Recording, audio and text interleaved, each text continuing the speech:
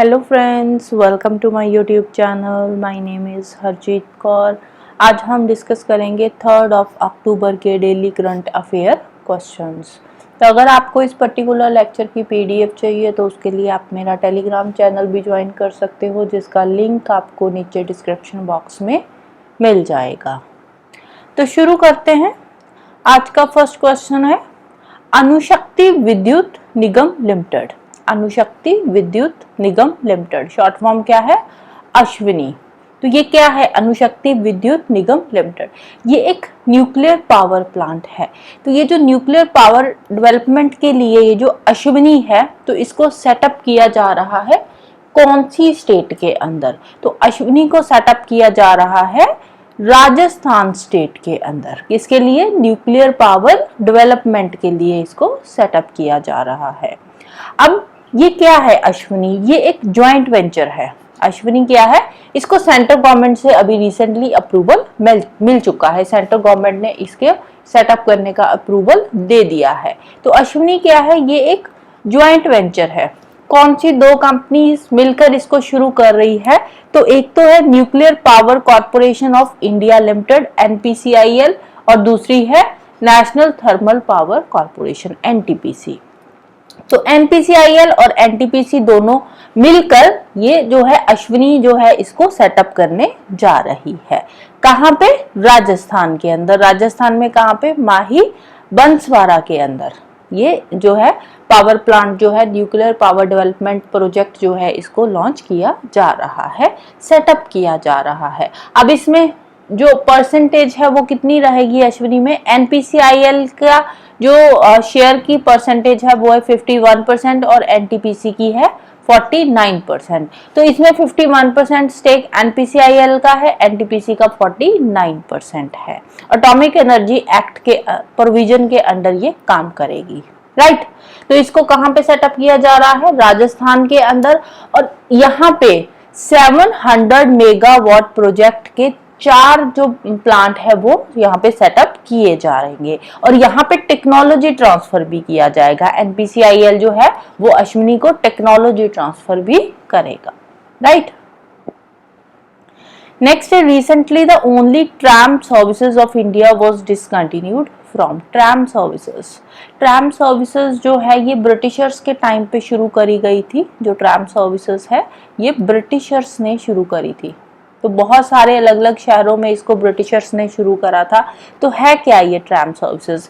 इसमें ये इस तरह की एक तरह की आप ट्रेन ही बोल सकते हो। तो जो रोड साइड होती है ना, रोड साइड पे ये पटरी बनाई जाती है जिसपे ये ट्राम चलती है। एक तरह की ये ट्रेन सर्विस ही है, लेकिन ये रोड साइड पे चलती है विद इन द सिटी के अंदर ही ये जो है सर्विसेज अपनी प्रोवाइड करती है। तो ये जो ट्राम सर्विसेज है इसको ब्रिटिशर्स ने शुरू किया था। किसने शुरू किया था? ब्रिटिशर्स ने इंडिया में शुरू करा था।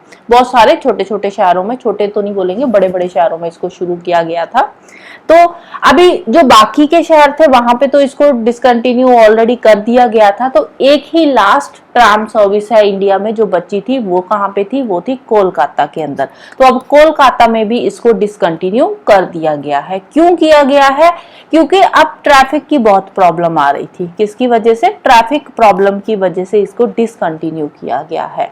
क्योंकि देखो ट्रैफिक दिन ब दिन बहुत ज्यादा बढ़ रहा है। तो ये जो ट्राम सर्विस थी ये with in the city services देती थी, लेकिन इसकी वजह से ट्रैफिक जैम्स बहुत होते थे। तो इसीलिए इसको अभी खत्म जो बंद कर दिया गया है, डिसकंटिन्यू कर दिया गया है, राइट। तो 150 साल पुरानी ये ट्राम सर्विस थी जो कोलकाता के अंदर ब्रिटिशर्स ने 150 साल पहले इसको इंट्रोड्यूस किया था। कब किया था? 24 फरवरी 1873 के अंदर इसको कोलकाता में इंट्रोड्यूस किया गया था। और जब इसको इंट्रोड्यूस किया गया था उस टाइम पे ये हॉर्स ड्रॉन कार्स थी। तो ये जो ट्राम थी ये हॉर्स से चलती थी, मतलब घोड़ा इसको आगे से खींचता था और पीछे से ये पटरी पे एक ट्रैक बनाया जाता था, तो उस ट्रैक पे ये चलती थी।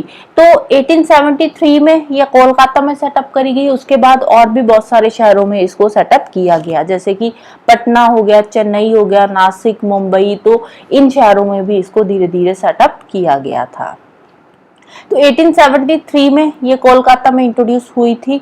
तो उसके बाद बाकी शहरों में, और यहाँ पे इसको बाद में डिसकंटिन्यू कर दिया गया था। पटना, चेन्नई, नासिक, मुंबई में ऑलरेडी ये डिसकंटिन्यू हो चुकी थी पहले से, तो लास्ट बची थी कोलकाता की। अब कोलकाता में भी इसको डिसकंटिन्यू कर दिया गया है। 1873 में इसकी शुरुआत होती है और जब ये शुरू हुई थी तो ये घोड़े से इसको चलाया जाता था। उसके बाद 1882 के अंदर इसमें स्टीम इंजन आया। तो एक टाइमलाइन आप इसकी याद कर सकते हो, कब आई थी? 1873 के अंदर ये इंट्रोड्यूस हुई थी। उसके बाद 1882 के अंदर, अब यहाँ पे ये कैसे चलती थी? ये घोड़े से चलती थी, हॉर्स इसको आगे से खींचता था तो अपने ट्रैक के ऊपर ये चलती थी। तो 1882 के अंदर ये स्टीम इंजन पे काम करने लगी। स्टीम इंजन आ गया, स्टीम इंजन इंट्रोड्यूस किया गया, थोड़ी सी मॉडर्नाइजेशन होनी शुरू हुई। उसके बाद 1900 की अगर हम बात करें तो 1900 में इसको इलेक्ट्रीफाई कर दिया गया था, राइट? इलेक्ट्रीफाई कर दिया गया था, तो उसके बाद ये इलेक्ट्रिसिटी पे चलने लगी थी, राइट? अब 1900 के बाद तकरीबन एक सेंचुरी के बाद 2013 के अंदर अब इसमें एसी सर्विसेज भी आ गई थी। ये जो ट्रैम चलती थी ना, इसमें एसी भी सेटअप कर दिया गया था। तो ये इसकी टाइमलाइन है। 1873 में सेटअप हुई, 1882 में स्टीम इंजन आ गया, 1900 में इसको इलेक्ट्रीफाई कर दिया गया और 2013 के अंदर ये एसी कर दी गई थी, राइट? नेक्स्ट है new catfish species. Catfish species का नाम क्या है? एक्सोस्टोमा सेंटियोना। एक्सोस्टोमा सेंटियोना ये क्या है? एक कैटफिश की नई स्पीसीज है जिसको डिस्कवर किया गया है। तो कहां से इसको डिस्कवर किया गया है? तो इसको डिस्कवर किया गया है नागालैंड से। कहां से डिस्कवर किया गया है? नागालैंड से। तो नाम क्या है कैटफिश स्पीसीज का? एक्सोस्टोमा सेंटियोना। तो ये इसका साइंटिफिक नेम है, जूलॉजिकल नेम है, राइट? तो नागालैंड से, कहां से? नागालैंड में एक रिवर है जिसका नाम है ज़ुलेके रिवर। नागालैंड के अंदर एक रिवर है जिसका नाम है ज़ुलेके रिवर। तो इस रिवर से इसको डिस्कवर किया गया है। तो ज़ुलेके रिवर कहाँ की है? ये नागालैंड की रिवर है। अगेन ये जो रिवर है ये इंपॉर्टेंट हो जाती है, राइट? तो ये जो ज़ुलेके रिवर है ये बैरक रिवर की ट्रिब्यूटरी है। किसकी ट्रिब्यूटरी है? बैरक रिवर की ट्रिब्यूटरी है। और ये जो बैरक है ये नॉर्थ ईस्ट इंडिया की सेकंड लार्जेस्ट रिवर है। नॉर्थ ईस्ट इंडिया की ये सेकंड लार्जेस्ट रिवर है, राइट? सेकंड लार्जेस्ट रिवर है नॉर्थ ईस्ट इंडिया की। तो नॉर्थ ईस्ट इंडिया की लार्जेस्ट रिवर कौन सी है? तो वो है ब्रह्मपुत्र, राइट? तो ज़ुलेके रिवर से डिस्कवर करी गई है। बैरक रिवर की वो बैरक रिवर की ये ट्रिब्यूटरी है, राइट? नेक्स्ट है दर्शनी स्कीम।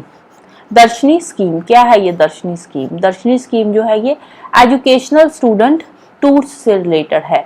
कि जैसे स्टूडेंट्स होते हैं उनको टूर्स पे लेकर जाना, एजुकेशनल टूर्स पे, कुछ ऐसी जगह पे लेकर जाना जहां पे उनका जो स्टडी का पर्पस है वो भी साथ में फुलफिल हो। तो एजुकेशनल टूर्स पे स्टूडेंट्स को लेके जाने के लिए एक स्कीम लॉन्च करी गई है जिसका नाम क्या है? दर्शनी स्कीम। तो ये कौन सी स्टेट की स्कीम है? दर्शनी स्कीम। तो रिसेंटली इसको लॉन्च किया गया है तेलंगाना स्टेट के अंदर। कौन सी स्टेट में? तेलंगाना स्टेट में, राइट? नेक्स्ट है according to urban governance index. Urban governance index release हुआ है। तो ये जो अर्बन गवर्नेंस इंडेक्स है ये इंडिया का ही है, राइट? ये कहाँ का है? इंडिया का ही है। इंडिया के अंदर ही अलग अलग स्टेट्स को यहाँ पे असेस किया गया है। तो कौन सी स्टेट ने इस पे टॉप किया है? अर्बन गवर्नेंस इंडेक्स के अंदर टॉप पे स्टेट रही है केरला। कौन सी स्टेट टॉप पे है? केरला। और जो केरला का स्कोर है वो कितना है? वो है 59 का स्कोर है, 59 पॉइंट समथिंग कुछ स्कोर है केरला का। और सेकंड जो है स्टेट आई है वो आई है ओडिशा। सेकंड स्टेट है ओडिशा और ओडिशा का स्कोर है कुछ 55 पॉइंट समथिंग, राइट?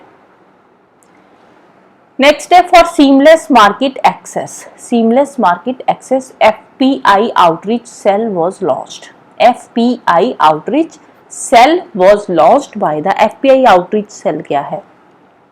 FPI क्या है? Foreign portfolio investment. Foreign portfolio investment. अब इंडिया में एक तो आती है FDI फॉरेन डायरेक्ट इन्वेस्टमेंट, एक आती है FPI फॉरेन पोर्टफोलियो इन्वेस्टमेंट।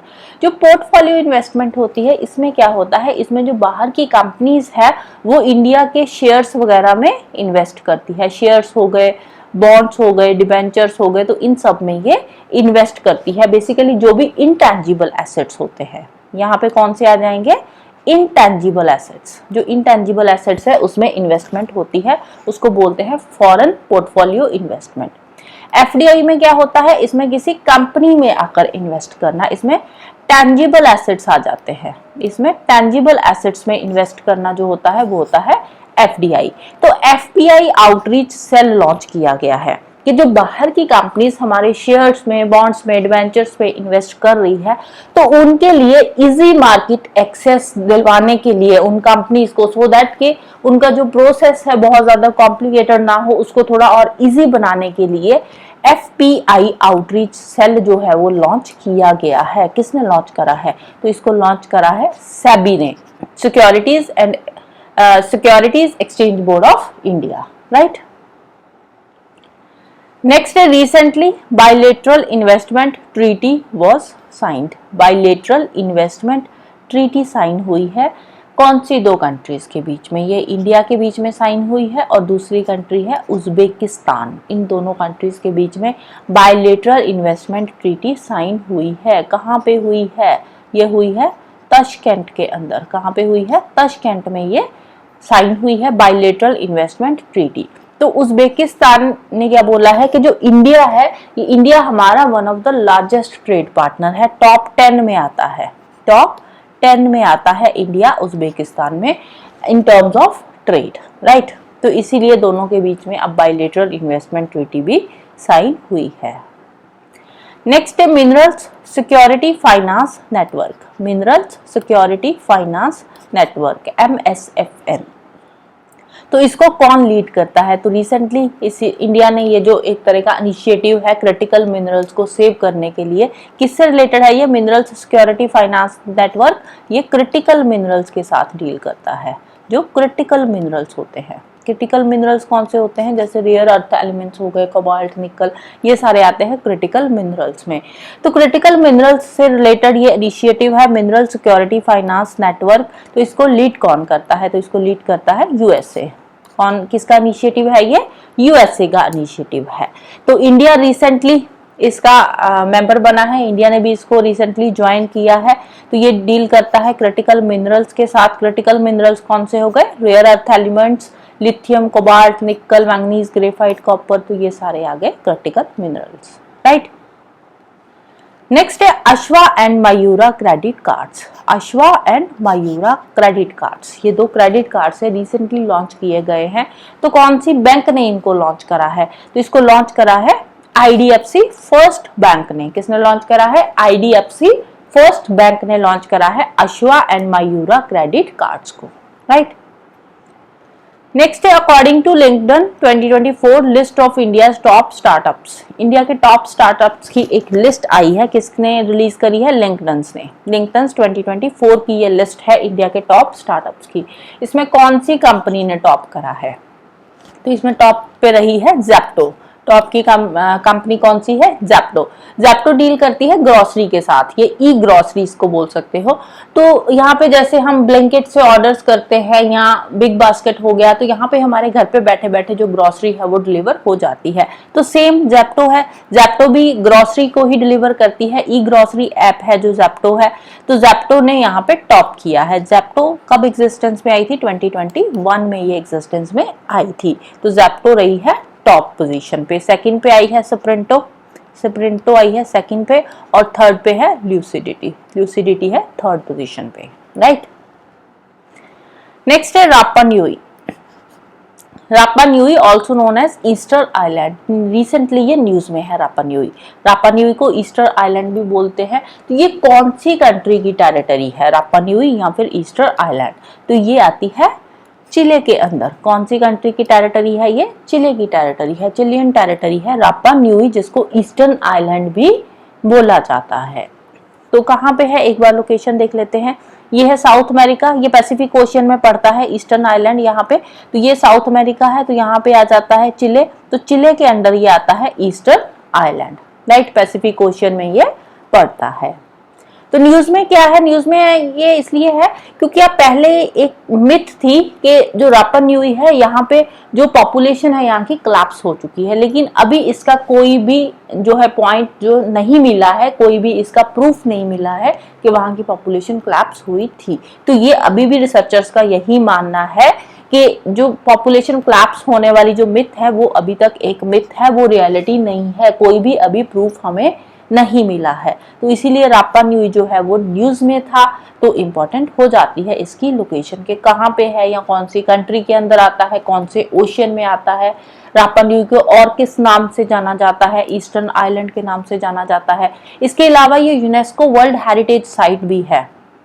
रापा न्यूई नेशनल पार्क, रापा न्यूई नेशनल पार्क, रापा न्यूई नेशनल पार्क ये क्या है, ये एक यूनेस्को वर्ल्ड हेरिटेज साइट भी है। क्या है ये, यूनेस्को वर्ल्ड हेरिटेज साइट है, वर्ल्ड हेरिटेज साइट है। तो इसीलिए ये इंपॉर्टेंट है, आपको पता होना चाहिए इसके बारे में, राइट। नेक्स्ट है what is mini moon 2024 PT5। Mini moon 2024 PT5 क्या है ये मिनी मून। तो रिसेंटली इसको कैप्चर किया गया है, ये एक स्मॉल एस्ट्रॉयड है। तो अर्थ ने सॉरी अर्थ के आसपास ये कैप्चर हुआ है। ये क्या है, ये एक टेम्पररी स्मॉल एस्ट्रॉयड है जो अर्थ के आसपास कैप्चर हुआ है। इसको नाम दिया गया है मिनी मून 2024 PT5 का, 2024 PT5 का इसको नाम दिया गया है। तो अभी सितंबर एंड में ही इसको कैप्चर किया गया है। तो जैसे ये अर्थ है तो यहाँ पे इसको कैप्चर किया गया है। तो ये अर्थ का आधा चक्कर काटेगा ऐसे हॉर्स शू शेप का, अर्थ के ग्रेविटेशन में आया है, अर्थ का जो ग्रेविटेशन है उसमें ये जो है नोटिस किया गया है। तो उसके बाद ये यहाँ से निकल जाएगा। सितंबर में इसको नोटिस किया गया है, सितंबर एंड में 29 सितंबर के आसपास। तो माना जाता है कि जो नवंबर तक ये अर्थ के ग्रेविटेशनल पुल में रहेगा अकॉर्डिंग टू साइंटिस्ट। तो नवंबर के बाद ये अर्थ का जो ग्रेविटेशन है उससे बाहर निकल जाएगा। तो ये अर्थ है, अर्थ के पास यहाँ पे इसको डिस्कवर किया गया है। तो ये इसका हाफ चक्कर काटेगा और उसके बाद अर्थ के ग्रेविटेशन से ये बाहर निकल जाएगा और इसको नाम दिया गया है मिनी मून 2024 PT5 का, right. So that's all for today. Hope you like this video. Thank you. Bye bye and have a nice day.